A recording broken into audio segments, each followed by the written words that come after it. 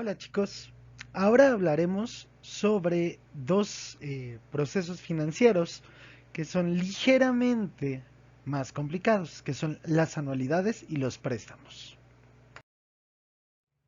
Además de ser modelos lineales, los dos modelos de inversión que ya vimos, el interés simple y el interés compuesto, comparten otra característica, y es que ambos involucran hacer solamente un depósito inicial, de tal manera que la inversión crezca a partir del interés que se genera con ese depósito inicial.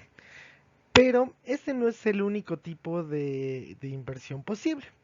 De hecho, es bastante común para una persona que invierte regularmente meter más dinero en la cuenta y así ganar más interés compuesto, ¿sí?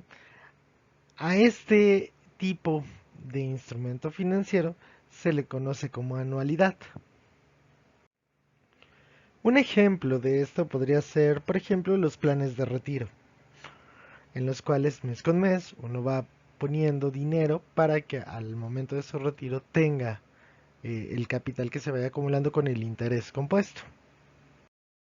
En el caso de una anualidad, en general, la ecuación sería de la siguiente manera. P sub n más 1 es igual a 1 más I P sub n más D.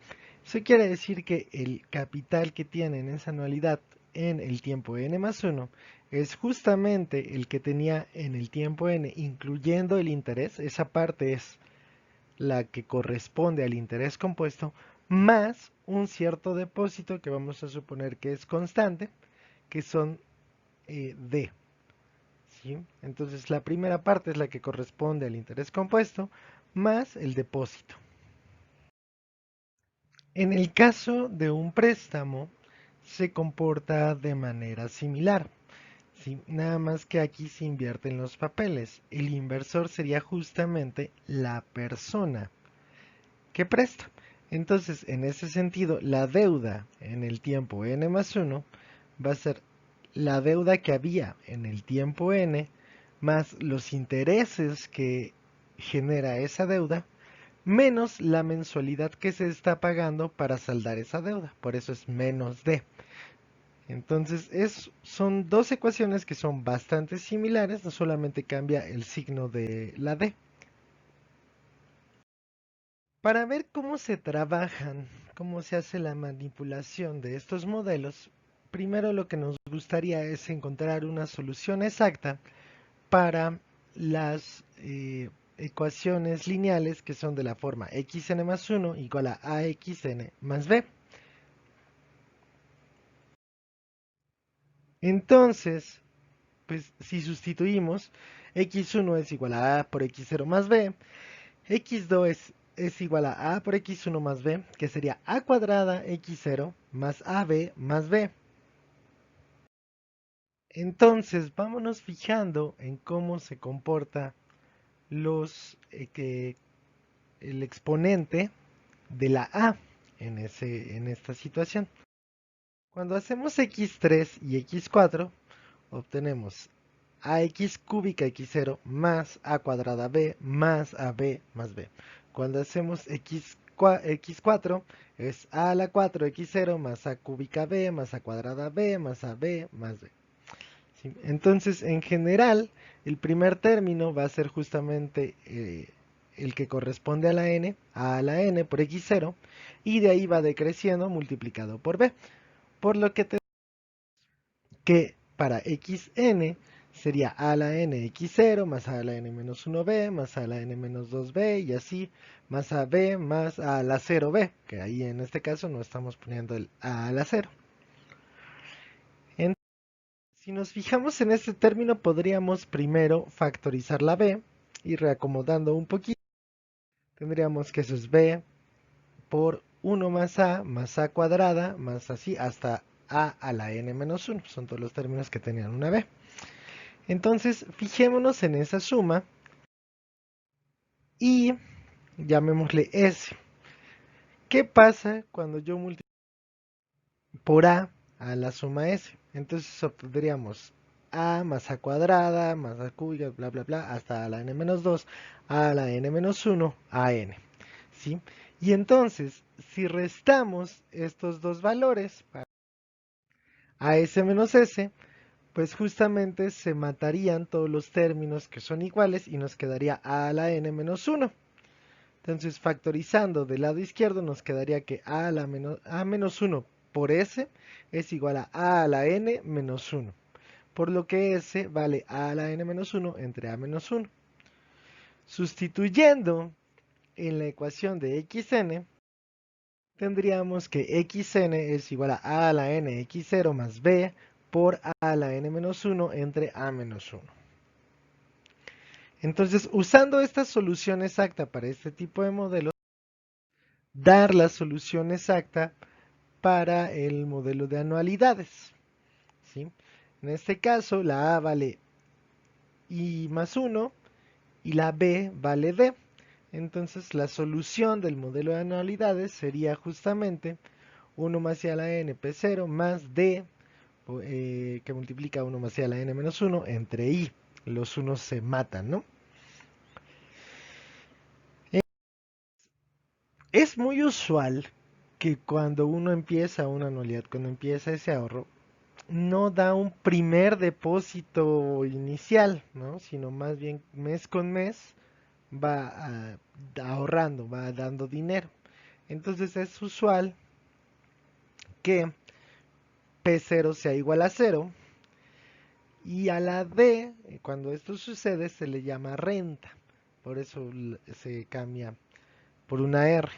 Entonces, esta de aquí es justo lo que se conoce como la fórmula de las anualidades y que en cualquier curso de matemáticas financieras se vería, ¿sí? Y eso es justamente porque el monto inicial del ahorro es cuando se considera que el monto inicial del ahorro es cero.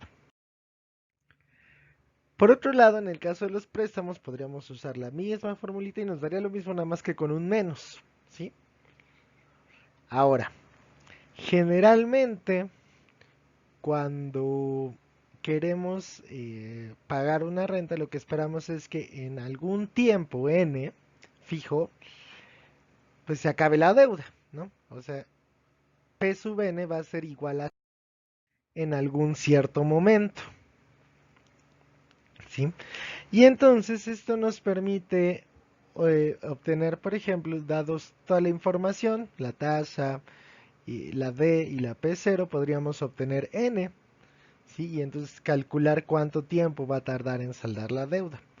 O aún más interesante, si suponemos el plazo en el que queremos que se salde la deuda y el dinero que vamos a prestar, bueno, podríamos determinar cuáles son los pagos o si conocemos cuál es el máximo de pago que puede dar una persona, podríamos calcular el máximo que podríamos prestar. ¿Sí? Cabe destacar que estos modelos, aun cuando los vimos para cosas económicas, sirven para muchas otras cosas. Por ejemplo, imagínense que P sub n más 1 es justamente el tamaño de una población en el tiempo n más 1. Si bien más adelante vamos a hablar de la dinámica de poblaciones, este es un ejemplito bastante sencillo. Entonces, si P sub n más 1 es la población en el tiempo n más 1, pues esta va a estar conformada por P sub n, que es justamente la población que estaba en el tiempo anterior, más los que nacieron, que es como entre más población haya, hay mayor número de nacimientos, es una fracción es una tasa de la población que había en el tiempo n, menos los que se murieron, que también entre más población haya, es bastante razonable suponer que hay más muertes. Entonces, justamente, la población en el tiempo n más 1 sería la población en el tiempo n más los que nacieron menos los que se murieron. Y entonces, si factorizamos, obtendríamos que la población en el tiempo n más 1 es igual a 1 más la tasa de nacimientos menos la tasa de mortalidad por la población en el tiempo n. ¿Sí? Y esto sería un modelo de cómo se comporta una población y entonces además es como B, D y el uno son constantes, ya sabemos cómo resolverlo, ¿sí? Además, podríamos suponer que hay migración. Eso quiere decir que cada periodo de tiempo, si un cierto número de personas llega a nuestra población, entonces lo podríamos sumar o restar en su caso dependiendo de si K es positivo o negativo. Si K es negativo, eso significa que cada cierto tiempo se va en promedio un K personas de la población o llegan K personas a la población. Y entonces con la misma idea podríamos solucionar este modelo y muchos otros, siempre y cuando podamos establecer eh, una relación recursiva de este tipo, podemos solucionarlo.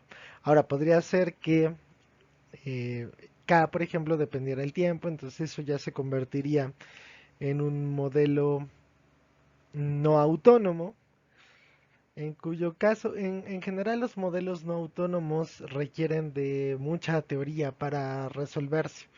Sí, requieren de todas estas cosas que uno ve en sucesiones, cuando ve sucesiones, ¿no? La convergencia de las sucesiones, etcétera, para poder resolverse. Pero en el caso particular de los modelos que se modelan con una ecuación recursiva, es muy frecuente que gracias a las computadoras podemos calcular los valores sin la necesidad de dar una solución exacta cuando n es considerablemente pequeño, bueno, en el sentido de que no es miles de trillones, ¿no? La n, podemos calcularlo mediante el uso de la computadora.